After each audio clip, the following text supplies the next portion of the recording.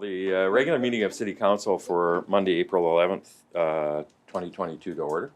Our first order of business this morning is our delegations, and 2.1, it's a real pleasure to have Jeff Taylor and Dan Przybylski from the Dawson Creek Senior Canucks are in the City Council chambers today to have a presentation on the Koi Cup. So guys, if you want to come up and we'll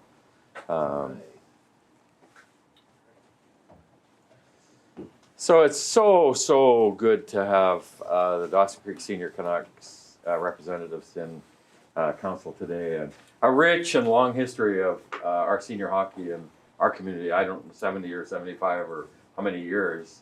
Dan will have that number for me. I'm hoping. 1946. 46. And so I think filled all of our lives in this community growing up, watching the senior team. And so now this is the prize at the end of the year for those that go for the competition in the Koi Cup. And so with that, I'll turn it over to Jeff and Dan and give us the update.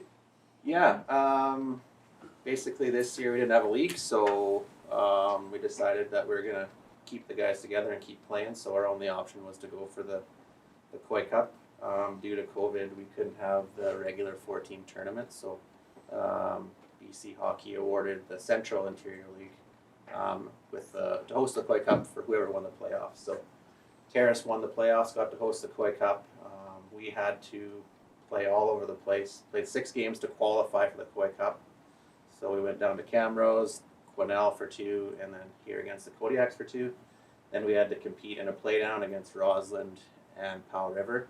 So we went all the way to Rossland for 2 games, and then or 3 games, 2 games. 2 games. And then we played against Powell River and Merritt for 1 game, which we beat them. So we qualified, then we went all the way to Terrace and beat them in the best of 3, 2 games to 1, and brought it back. So 3 years in a row. 3 in a row, yeah.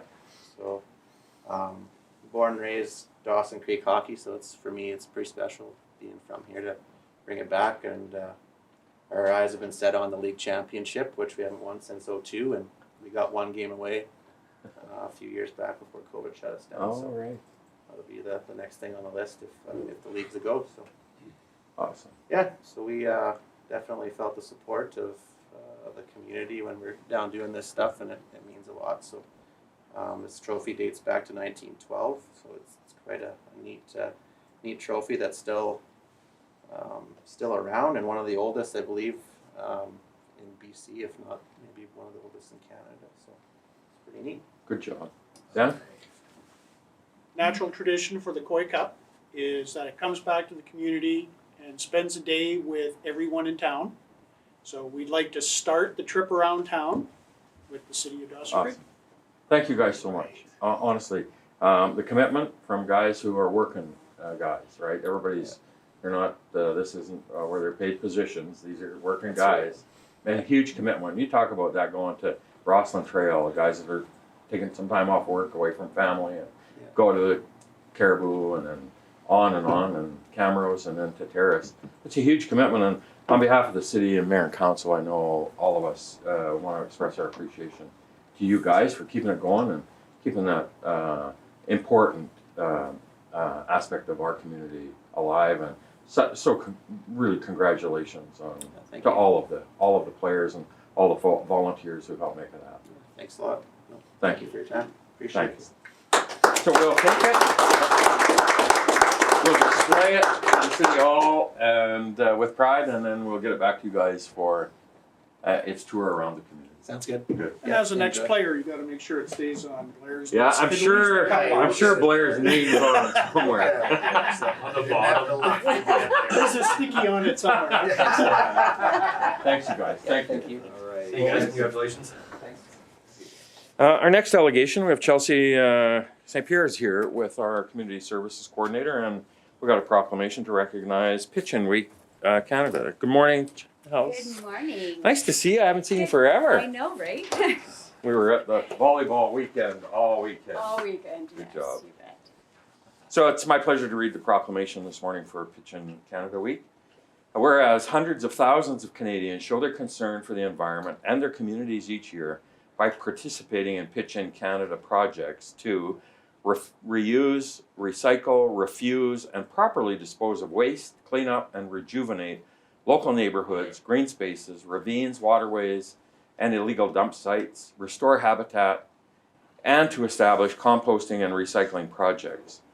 And whereas Pitch in Canada, a national volunteer community-based organization comprised of eco-action and community volunteers, believes that maintaining a quality environment and encouraging civic pride is everyone's responsibility. And whereas Pitch in Canada encourages voluntary action to keep communities clean and beautiful and restore and maintain a healthy environment, and invites all citizens in our community to actively participate. Now, therefore, I do hereby proclaim the week of May 9th to 13th, 2022, as Pitch in Week in Canada in Dawson Creek, and invite all citizens in our region to actively participate in Pitch in Week.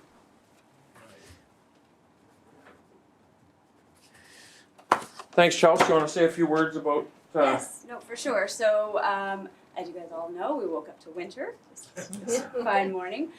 Pitch in Canada is. This is a dusting of spring. Okay, we'll call it that. April 17th to the 23rd is Canada's Pitch in Week. And so we do our community cleanup in our spring, which is the 9th to the 13th of May. And we also do a seniors cleanup, which is the 10th and the 11th. I just want to give a quick shout out and thank you to the Rotarians who do this cleanup for us. And then also a thank you to the Kinsmen who also do the barbecue, which will be at the end of our community cleanup. And the date will be determined. So yeah. Awesome. Thank you so much. Great job, and we look forward to everybody participating in the spring cleanup. Yes, Thank you. Take care. Thanks, Josh. Our next item, item 3, late items. Nothing, Brenda. New councillor business. Councillor Wilbur. Thank you.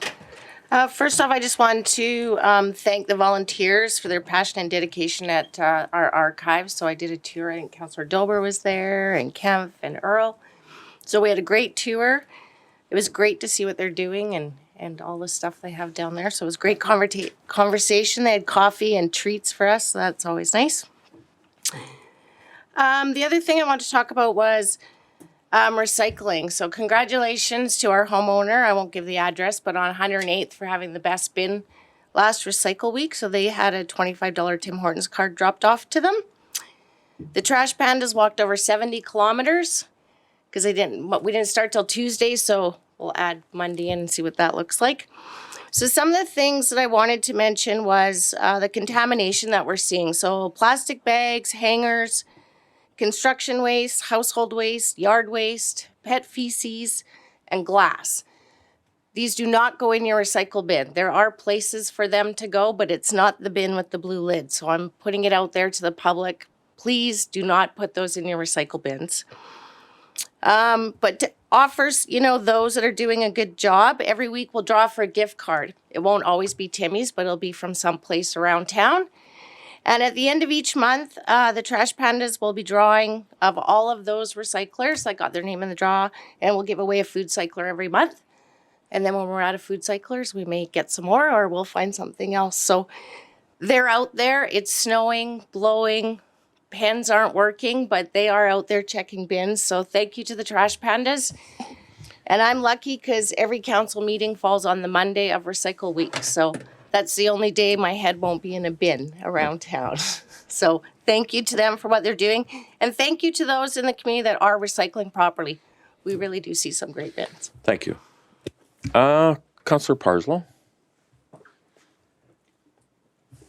Some time ago, I shared a book that I edited at this council table, and on Saturday, the art gallery had its first public reception and opening that featured that book and all the photographs, a collection of photos, not all the photographs, of 30 wildlife photographers from the Peace region. And I know I may be a little biased, but it's a spectacular display. And it was nice to see some of the regulars who attend art gallery openings there. So I'd like to encourage everyone who loves the piece like we do to go and see some of the incredible photography. And it will be there for the rest of the month.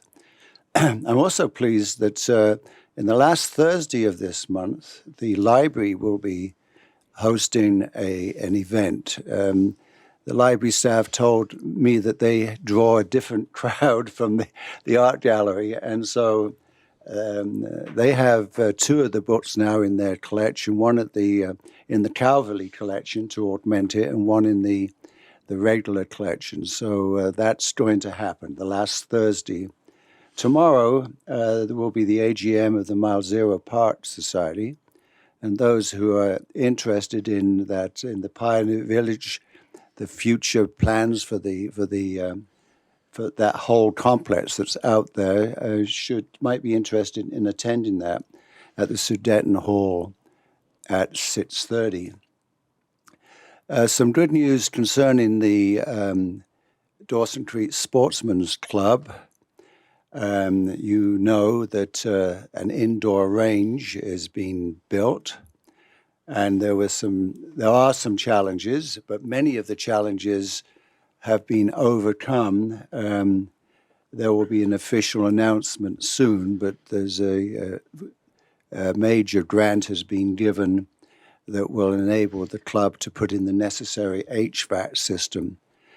And on a personal note, I was sharing with the mayor, I'm just surprised how many organizations and clubs throughout the north on both sides of the border are contacting us because for training, for events, et cetera, So having that facility will enable some organizations to do their training here in the north rather than going outside of the north, and it's going to reinvigorate different competitions in the full range of the things that people do with guns. So that is something to watch out for. I think we'll have the official opening in September, and we will have. We still need to raise money for things called baffles. But I'm sure with the different organizations and so on and approach, we'll have that challenged, met for sure. So that's all from my various interests. Thank you. Anything further? Thank you. Next item is our minutes. 5.1, we have the minutes of our regular meeting of council with the Committee of the Whole for March 28th for adoption. Councillor Dober, Councillor Wilbur. All those in favor? Opposed? All those in favor? And opposed? Okay, carried. Thank you. And any business arising out of the minutes for anyone? Okay, item 7, we have correspondence. 7.1, we have a letter from UBCM President Lorianne Rodenberg in regards to our annual UBCM membership. Councillor Wilbur? Sorry. I would move that we pay the invoice for our membership to UBCM for, I believe it's for 2022, is it not? That's right. Yep. Thank you. Second, Councillor Kemp. Discussion? You ready for the question? All in favor? Opposed?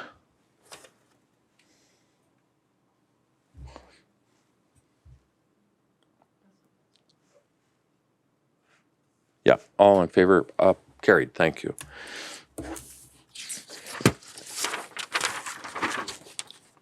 7.2, we have a letter from Sherry Connolly and Amanda Newfield, residents of Dawson Creek, regarding a request for some increased signage at Lepke Park. Now, can we speak to this? Because I think my understanding is that this has been identified and addressed already. Kevin?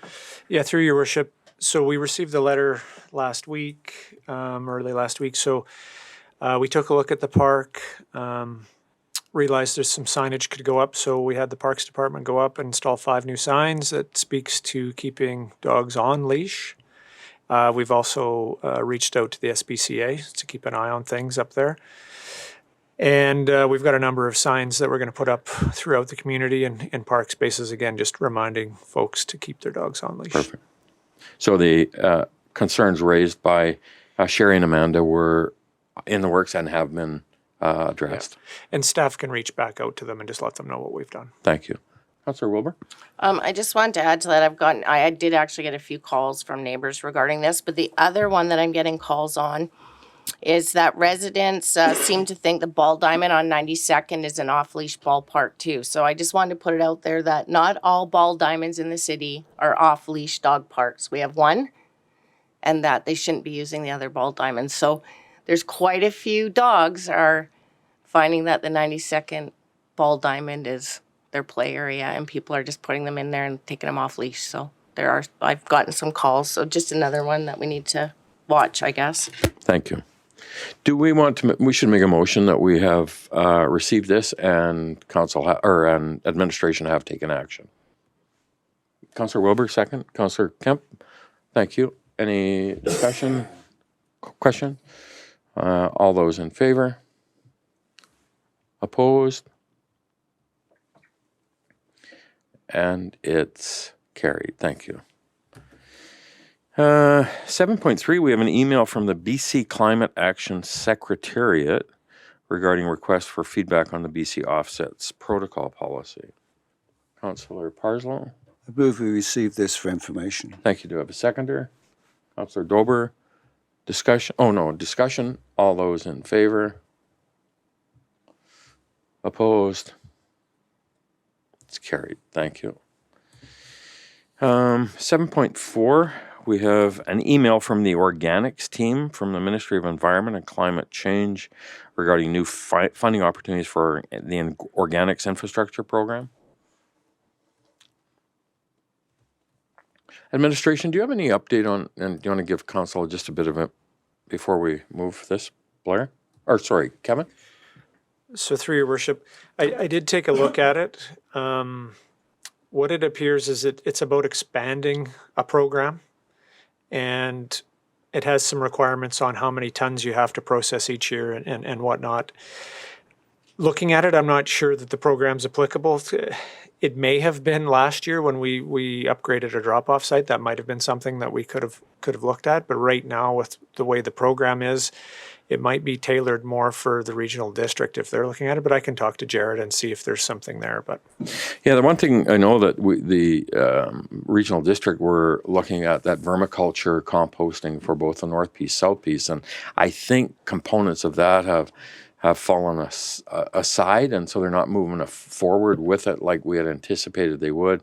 And so I'm not sure that it wouldn't be worth our while maybe to explore that with them and the regional district, just because through the solid waste management plan that's been filed with the ministry, as they're looking at potentially upgrading and increasing potentially the opportunity of curbside recycling for organics as well. And so maybe it would be worth our while to follow up with the regional district in terms of that organics opportunity, if there is some implication to that we can make sure we're ready for funding if there is a potential with and through the regional district. yeah, I can certainly do that. So perhaps if we can have a motion, we direct administration to follow that up with the regional district in the event that there is funding opportunities through the solid waste management plan. Councillor Earl moved, second. Councillor Wilbur. Any questions for you guys on that, Blair? Just to follow up with them, make sure we're in link with them. We'll communicate with the RD and. All right. Thank you. All those in favor? Opposed? And it's carried. Thank you. Item 8 is reports. We have 8.1, report 22030 from the capital project manager regarding the capital project for the 94th Avenue from 13th Street to 17th Street, which is part of our paving program.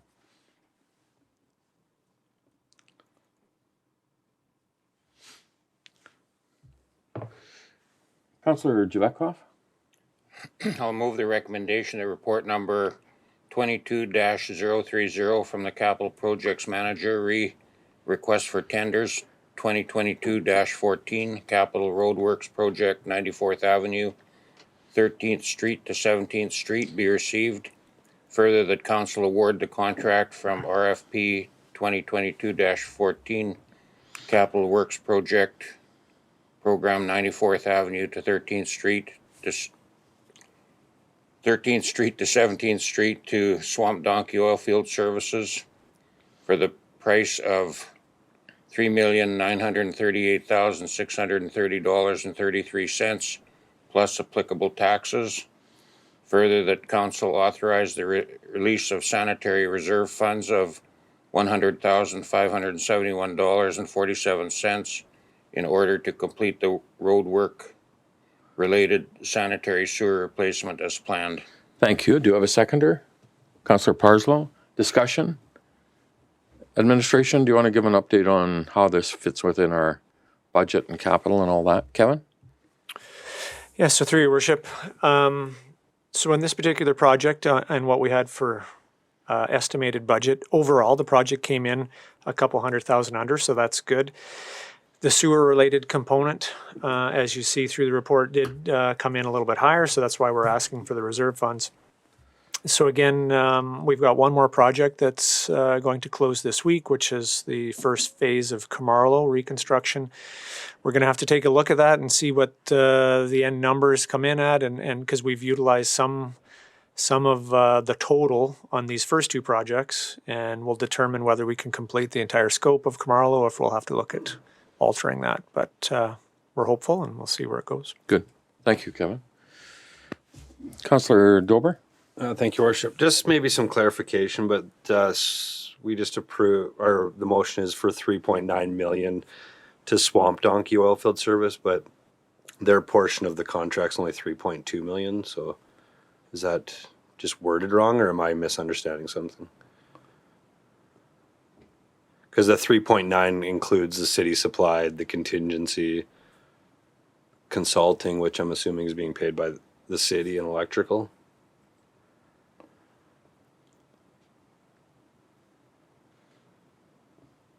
Kevin?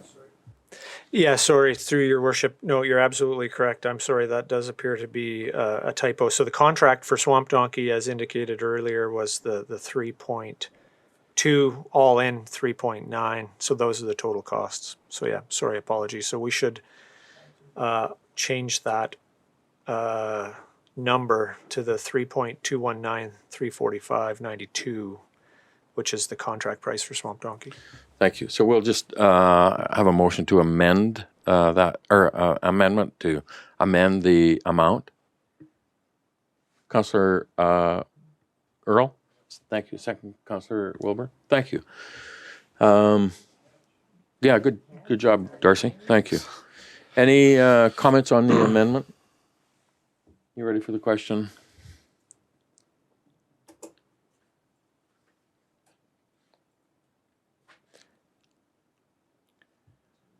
All those in favor? And opposed? And thank you, it's carried. And on the main motion itself, Kevin, just the 100 from sanitary reserves, or maybe to Terry. I'm assuming sanitary reserve or sewer utility is in still strong shape, still good shape, and able to support.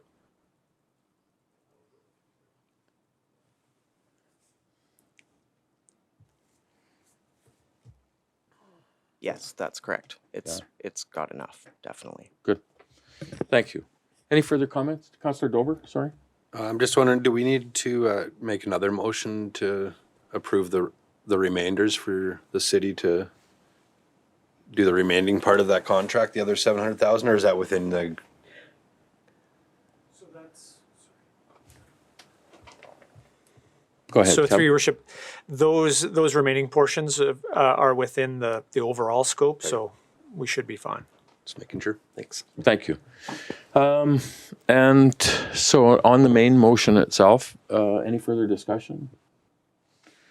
So 2 out of 3, 1 more to come. Good job.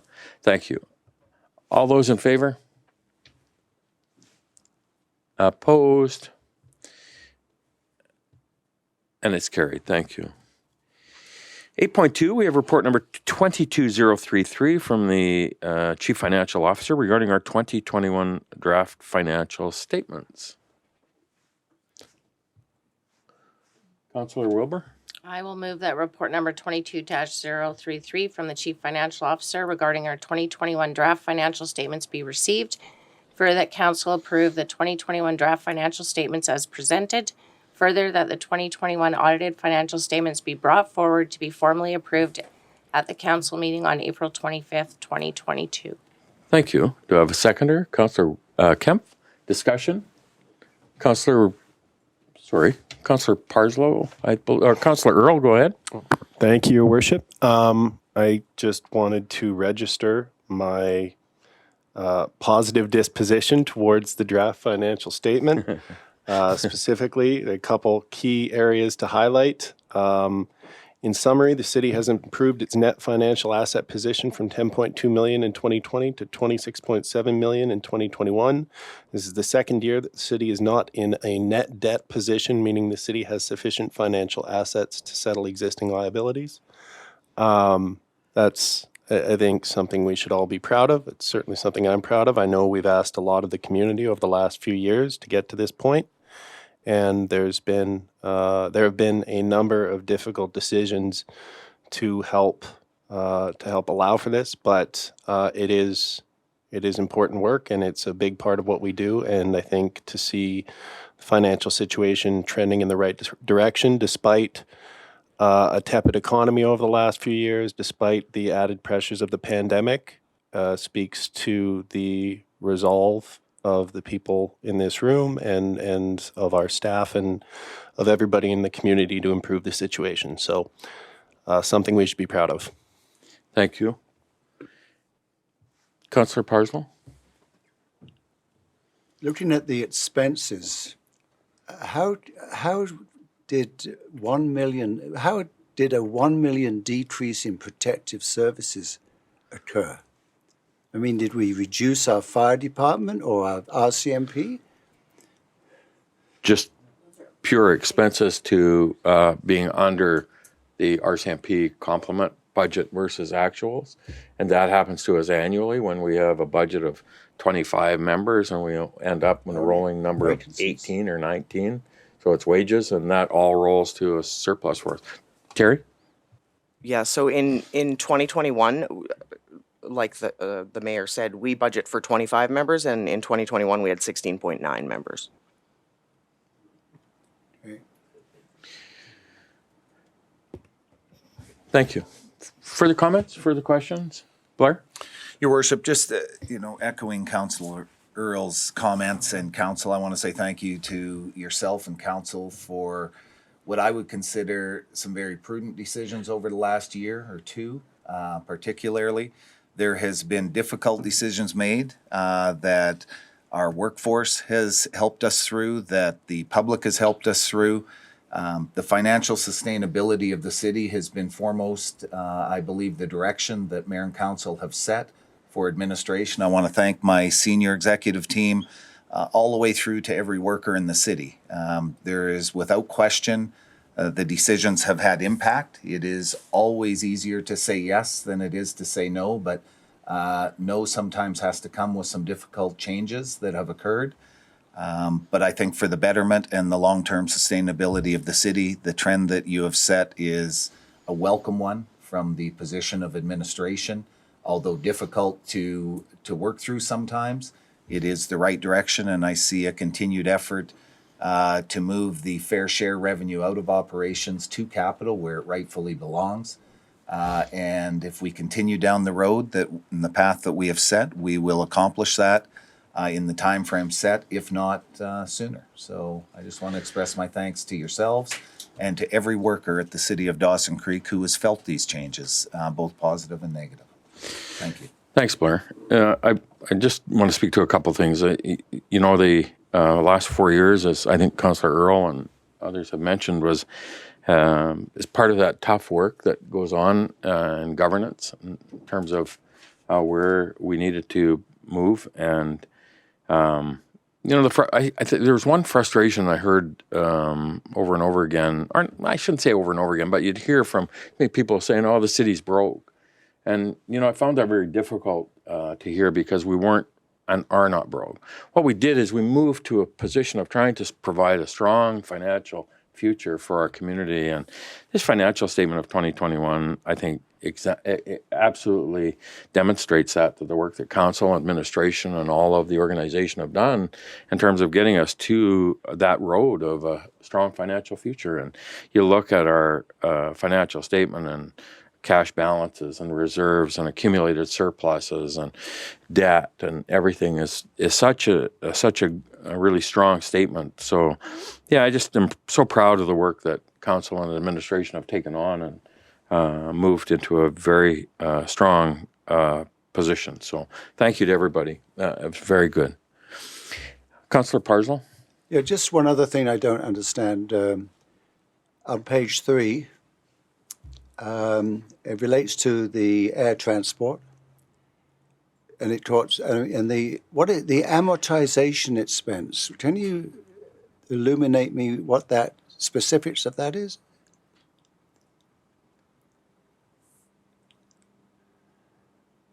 Sorry, Terry, go ahead. Through your worship.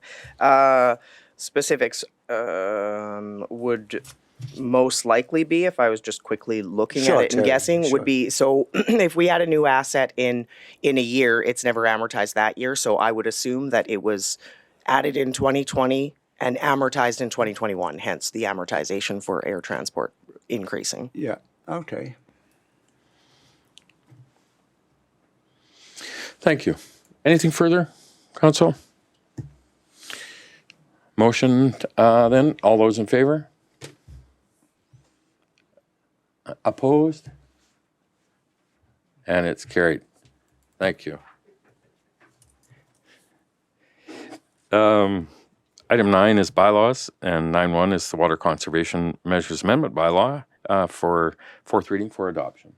Councillor Wilbur, second Councillor Dober. Any discussion? All those in favor? Opposed? And it's carried. Thank you. 9.2, we have report number 22021 from the Development Services Manager regarding OCP Amendment Bylaw number 4522-2022 and Zoning Amendment Bylaw 2022-01 for 821 119th Avenue for consideration of first two readings. Councillor, move Councillor Earl, second. Councillor Dober, discussion? You ready for the question? All those in favor? Opposed? And it's carried. Thank you. Mayor's business, I'll just give a quick update on a few items. I had a call organized last week by Mayor Clayton of Grand Prairie and Mayor Ackerman and myself with Global Public Affairs, and Mayor Clayton facilitated this, and it's really about trying to bring together Northwest mayors and communities Northwest Alberta mayors as well as Northeast BC, and just a preliminary discussion about that and identifying some of the areas that we could work together on in terms of initiatives as well as lobbying both that federal and our respective governments as it relates to issues that are important to us. It was really, we only spent about a half an hour, 40 minutes together, but it was really very worthwhile. I'm very encouraged by the reach out by Mayor Clayton, and I know Mayor Ackerman and I were really willing to support the idea, and so we're going to, Global Public Affairs or organization who will start to do some work around that, and we'll bring more to follow on that. I had a really crazy thing happen about 2 weeks ago where on social media, a lady reached out and made a comment about how she was ran into her friends in volleyball in Edmonton, and she ran into this friend of hers who trained her as a NICU nurse 25 years ago in the Philippines. And this lady's working in Dawson Creek now as a permanent resident, her and her husband and family living here and raising their family for the last 12 years. So I reached out to her and I said, are you telling me you're a neonatal intensive care unit trained nurse? And she's working as a care aide today at Rotary Manor and other jobs. She said, yes, Mayor. And I said, Rona, I know that there's other folks at the college who are nurses I've run into, that students that are here taking part of the international program. I said, do you know if there's other of your friends here that are similar to you as internationally trained healthcare professionals? Yes, Mayor. Probably, I think 8 or 10 of my friends. So I facilitated a meeting last Monday, and I asked her if she could help me, and we invited every one of their contacts who were healthcare trained internationally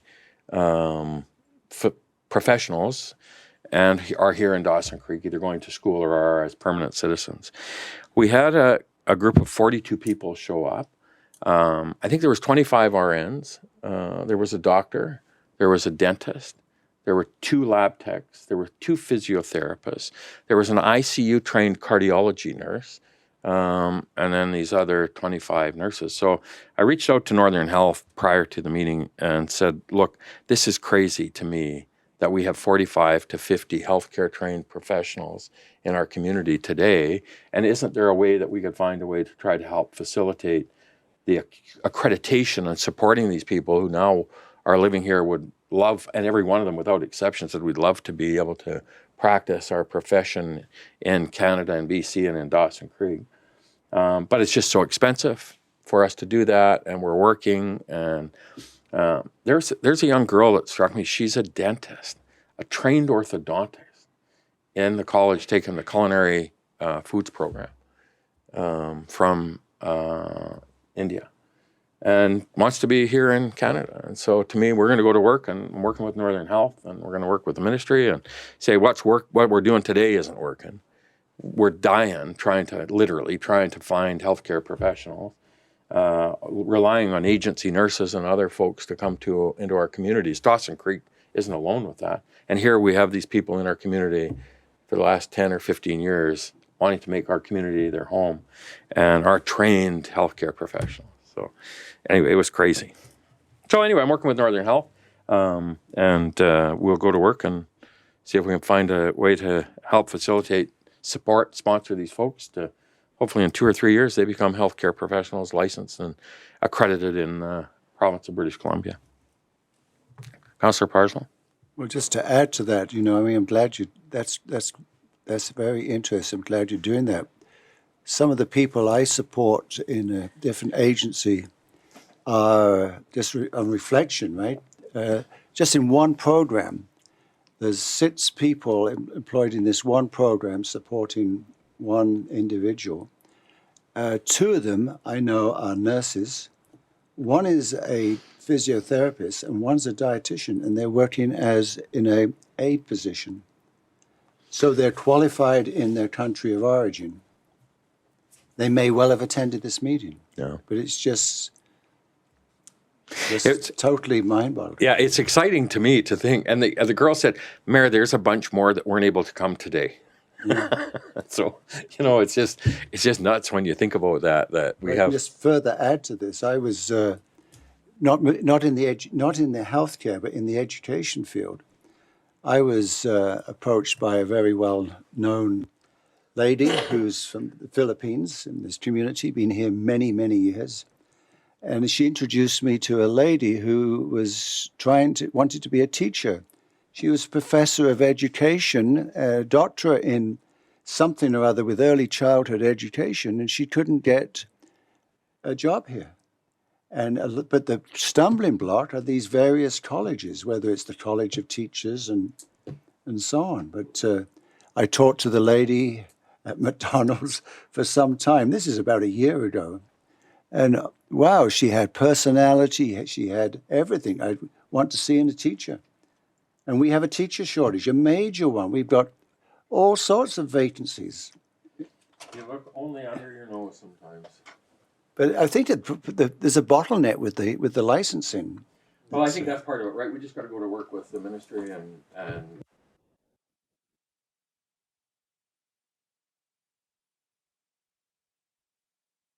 people, agency nurses and all those other things, locums to bring in. Let's try and see if find a way we can help support and get these people to become licensed, qualified, and accredited in BC.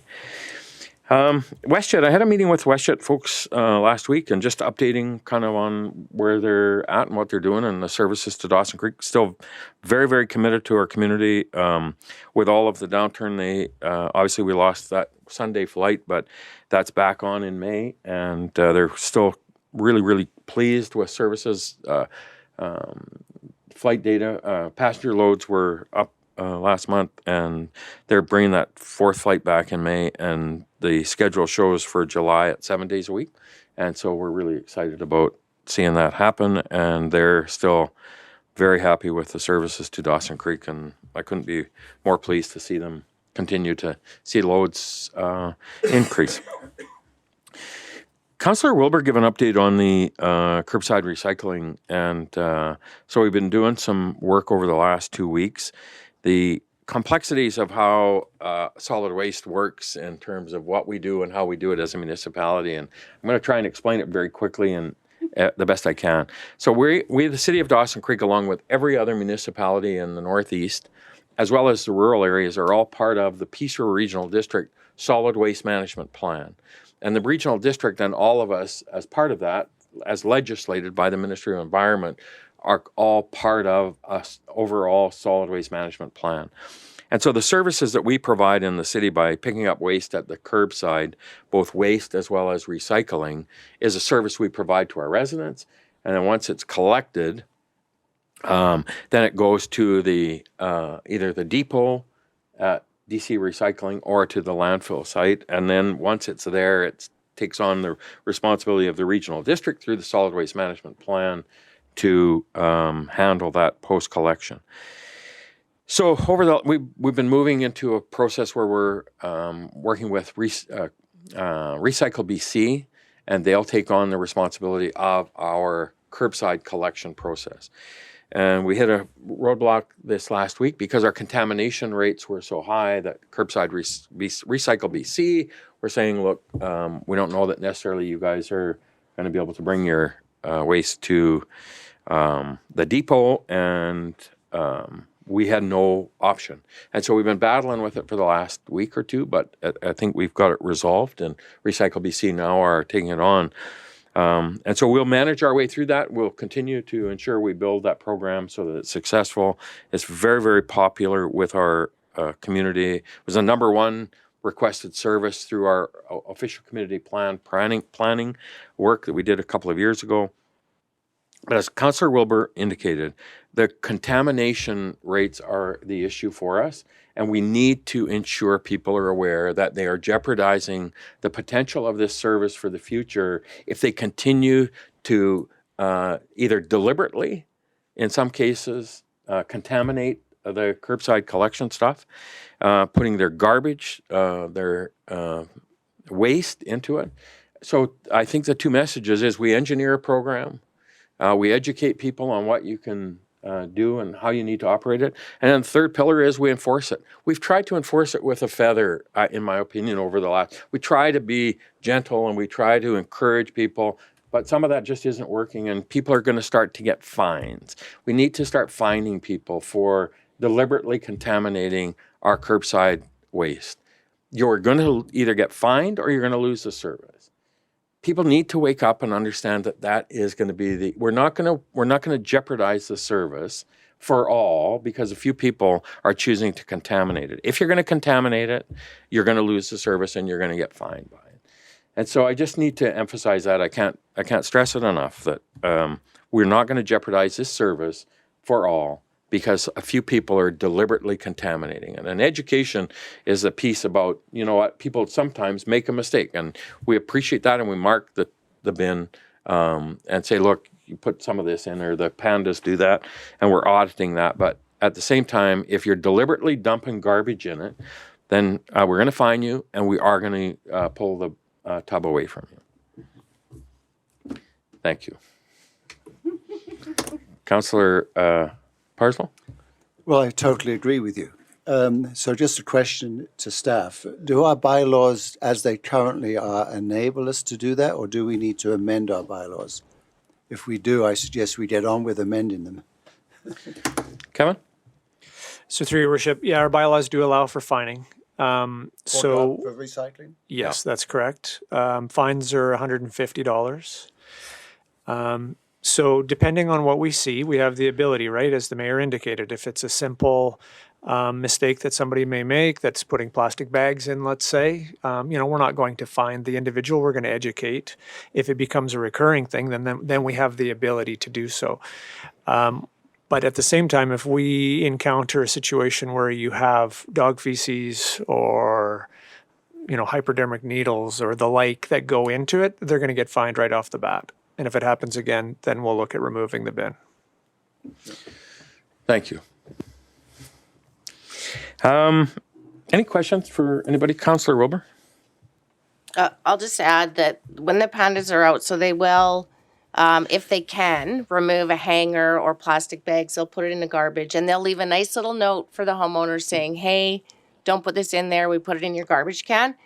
However, those addresses are recorded separately by the trash pandas. If they come back the next week and there's still contamination in your bin, they will turn it. So we've ripped the Band-Aid off as you've kind of put, your worship, and we're not going to be doing multiple warnings. You're getting one, and then we'll turn the bin. We also notify the truck, and then we come back and report to the city. So if you'd like to turn your bin back or rip your tag off, Jason already knows, and he's going to drive right by. So I'll just put that out there. That's a little change to the plan. Thank you.